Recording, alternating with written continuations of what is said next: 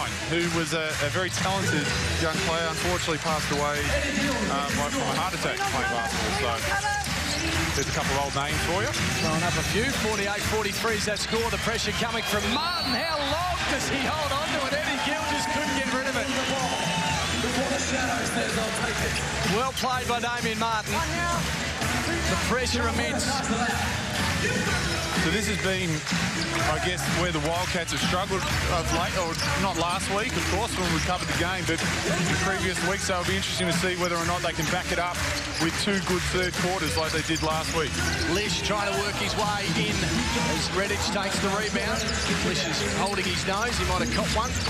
Toby now to Neville. Hasn't scored. Nearly lost control. Puts the ball on the floor, trying to work his way around. Well played, Luke Neville.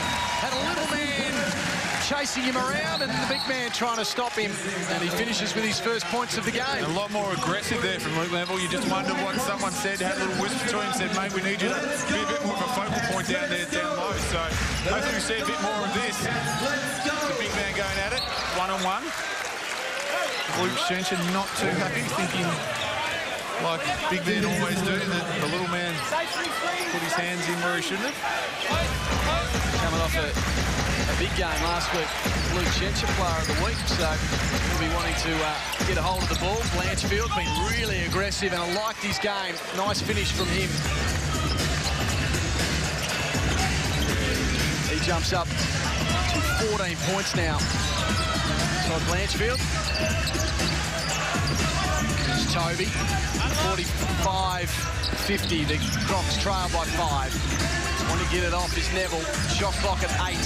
Martin will go against Crawford through the legs. A little jump up. Wasn't good enough. That was all working hard. Holmes, but he was out of court. That was great defense there by Peter Crawford. He knew Damien Martin was going to attack. He wound himself up at the 3-point line to Damien Martin. And Peter just doing a great job backing up, trying to not initiate any contact. That's what Damien's trying to do. He loves that sort of physical game. Just couldn't come up with the offensive rebound for the Crocs. Inbound pass to Redditch now with Martin. Crawford's got hold of him. They do a little switch there between Holmes and Crawford. Redditch still on 4 points. Martin, the outlet to Toby. Could have finished it, Damien Martin. And Crocs down at 9. And Lish was 100 metres away. That was pretty damn deep. A nice extra pass there by the Wildcats. Drawing up a play where you shoot the ball 5 feet outside the 3-point line, I don't know. But if it's going to end up in anyone's hand, you want it in Kevin Lish's. He's got a licence to thrill, Kevin Lish. As Blanchfield takes it inside the key now with Gill, and there we go. Eddie with his first points of the game, first field goal. That might spark him a little bit as Lish has it. Wants to go against Crawford, dishes out to Neville, and another 2 points for Luke Neville, starting to have an impact against Luke Shencher. The Crocs doing a good job defensively there, helping out, not getting that second rotation down to guard Luke Neville. It's always the toughest one. You often get that first rotation, you get that help from the weak side. It's just that second one that often you struggle with. You see Peter Crawford driving to the rim and Damien Martin just grabbing his wrist. And that's his third for Damien Martin.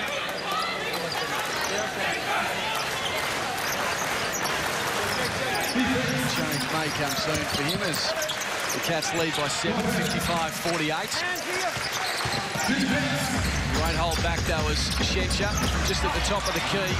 Rebound Holmes. Why not again, Eddie? Drop another 3, back-to-back threes he was hoping for. Here's Martin. Inside the key, no space. Resets, 16 on the shot clock. Oh, that was a great dive. Just held back and worked his way inside the key. We'll have a look at the slow-mo.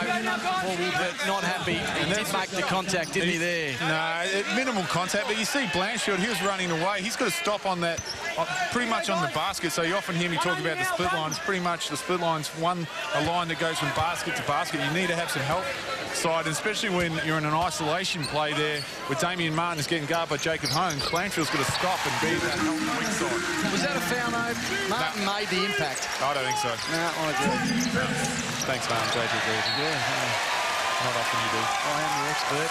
As we have a turnover for the Crocs. The pressure just starting to build on the visitors. The Cats win this and they cement themselves second spot on the ladder and the home court advantage in the semi-finals. The pass to Neville and bang, in she goes. And that's just a mental lapse there as the Townsville Crocs call a timeout and they need one badly. They certainly do. It's out to 12, 60-48. The Cats lead. If you have to fight an insurance company, you don't have to fight it on your own. Every day we fight for people who deserve better. Because at Morris Blackburn Lawyers, we fight for fair. Single? You're not alone. There are thousands of people just like you looking for someone special. You just have to know where to find them. Light up your life and search for singles in your local area at oasisactive.com. It's fun, it's free, and it works. Well, 11 points is the margin, and here we go. Bang. That was nice. It was nice, but it was just absolutely horrible defense from Townsville. Not being prepared. You know that the referee's just going to hand the ball straight to the Wildcats. It's got to be better than that. You know, this team's vying for a final spot. They still haven't made it. They need to win this, not only this game, but you know, they have to be a little bit more locked in. Yeah, fair bit of pressure leading into this playoff series.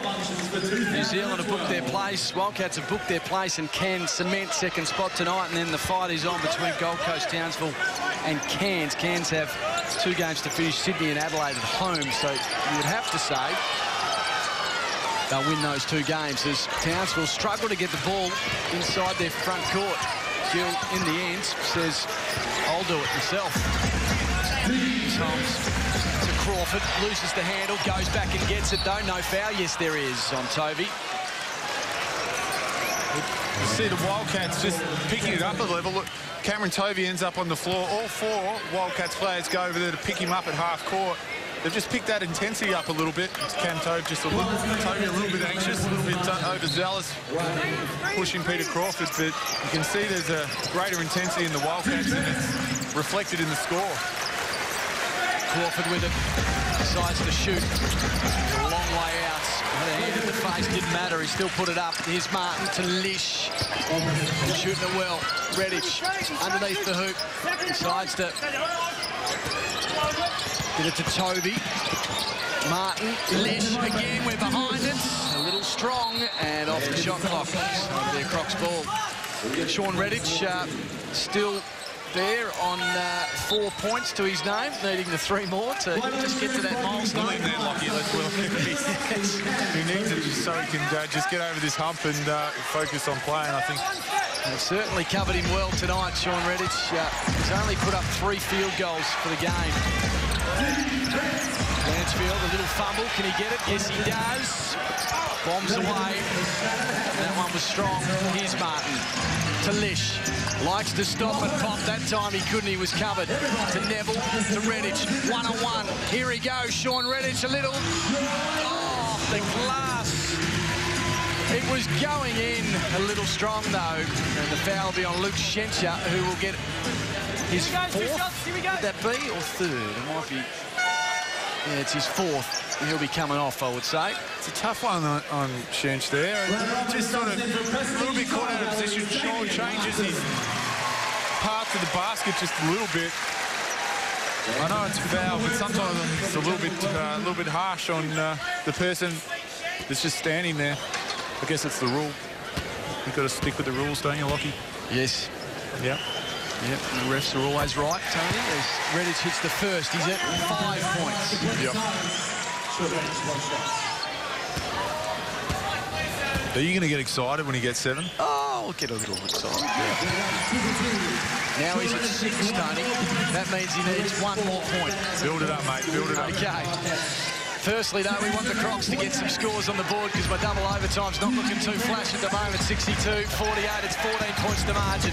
Blanchfield trying to take on the big man Neville. Here's Crawford. He'll bomb from outside and he'll drop it in. And they needed that one. The last 3 plays have been 3-point plays. And if that one hadn't have gone in, they just needed to get a little bit of offensive output or a different avenue to the basket than just the three-point line. Neville down on the post, double teamed. Good pressure coming from Holmes. Now it's with Redditch. Got 1 point to go. Tony, can he get it? Yes, he can!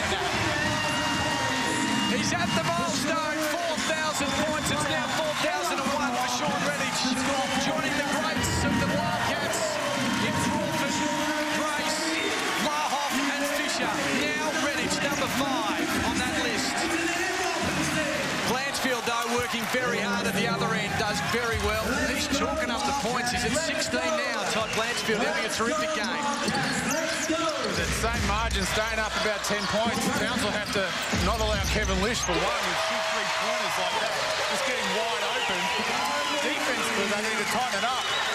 67 points. There's still 5 minutes to go in this third quarter. If they want to win on the road here and they're serious about playing finals basketball, they're going to have to pick it up defensively. And this man has been desperate. Peter Crawford that time, just a little anxious to get to the basket. And it was good for the travel.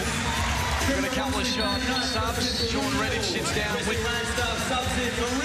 milestone. And we've got another timeout here in the jungle. The Wildcats are 67. The Crocodiles are 53. The lead is 14 points. And I don't think we have got a timeout. No timeout. Cool. So the players will head back onto the court. The dancers will do a 15-second stint. They might get mixed up. They won't know what routine they're in next time out. That's true. Mate. That's just, you've thrown... I'll wheel that one back out. Thrown the Buzz dancers into disarray.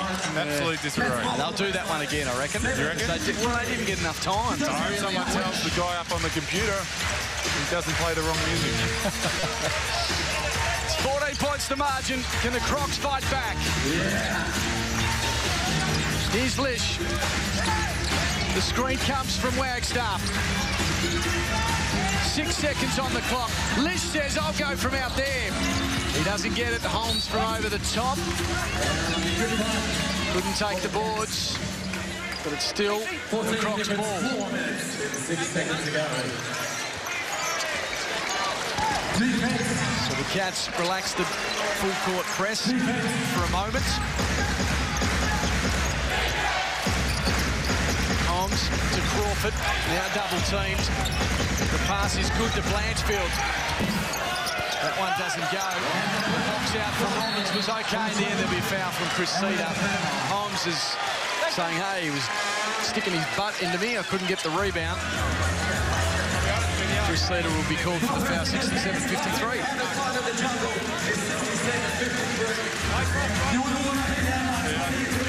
don't know if Jake Holmes really has a case right there. Obviously, he's trying to go up over the top of Brad Robbins, who he has a distinct height advantage about. Maybe Robbo stuck his butt out a little bit there.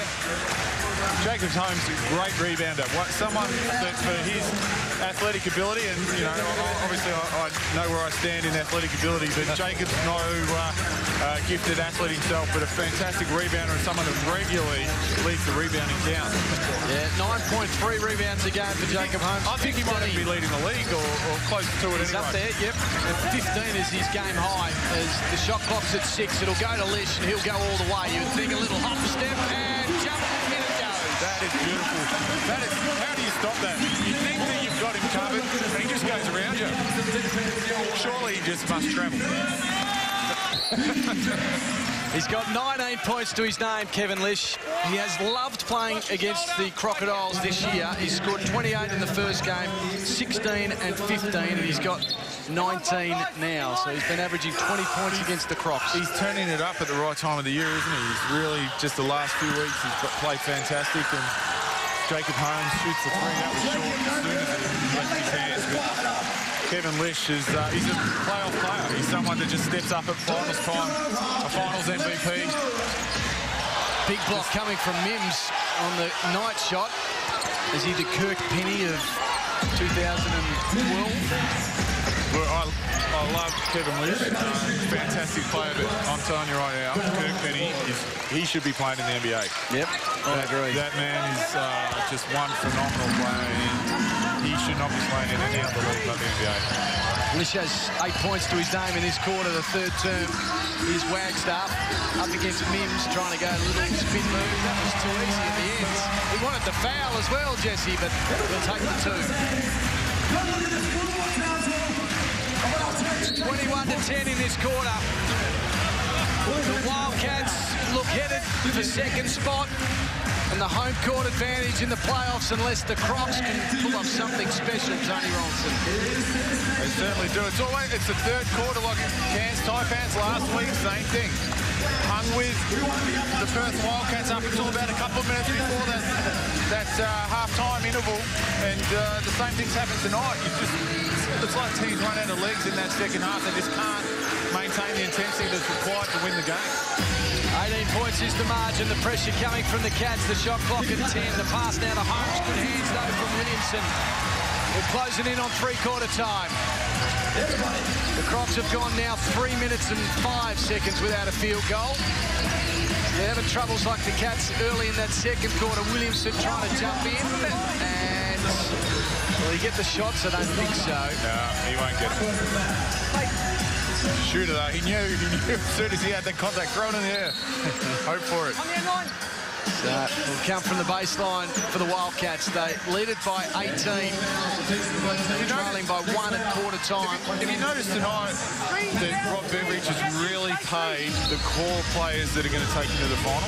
You know, we're 2 weeks out, and previously in the last few weeks we've seen the hires, the Williamsons play a lot more than what we have tonight. Yep. You know, he's really, I think, starting to go around that core 7, maybe 8 that he's going to play in the playoffs. And just bring in these other guys sporadically. Trying to get a little bit of confidence for those boys as Mills drops in some handy points. Closing in on three-quarter time was only a 2, 71-55, 16 points that margin. They're still within reach, aren't they, if they can just get a little purple patch going early in that fourth term. You're hoping because you've got something on double overtime, I reckon, the way you're talking. 3 minutes 40 was the length in time to score a basket. That Droughts. Robbins goes for the little jumper. That looks sweet for Brad Robbins. Can't believe you said he couldn't shoot. No, I didn't say he couldn't shoot. Well, earlier. I said they don't respect him. No, you said he couldn't shoot. No, I said they don't respect him outside the key. You just try and get me in trouble all the time. Pretty much, yeah. You don't want to get on Robbins' He'll destroy me. Yeah. Just like Glenn Saville wanted to take me to the car park down one year. As the shot from Cedar didn't drop. 73-55's that score. 18 points now, the lead for the Wildcats. We left that one hanging, didn't we? Yeah, no. I didn't go, let's just say. Wagstaff to Hire. Outside the arc, 3 points for Greg Hire. It is starting to get a little ugly in the jungle. 21 points now, that margin. And it'll be a Cats ball again with 1.8 seconds remaining in this quarter. Let's go, Wildcats, let's go! It'll go to Robbins. He'll have to bomb away from more than half court. He's on line 2. So there we go. The Wildcats have blown away in the third quarter. 76, the Crocodiles 55.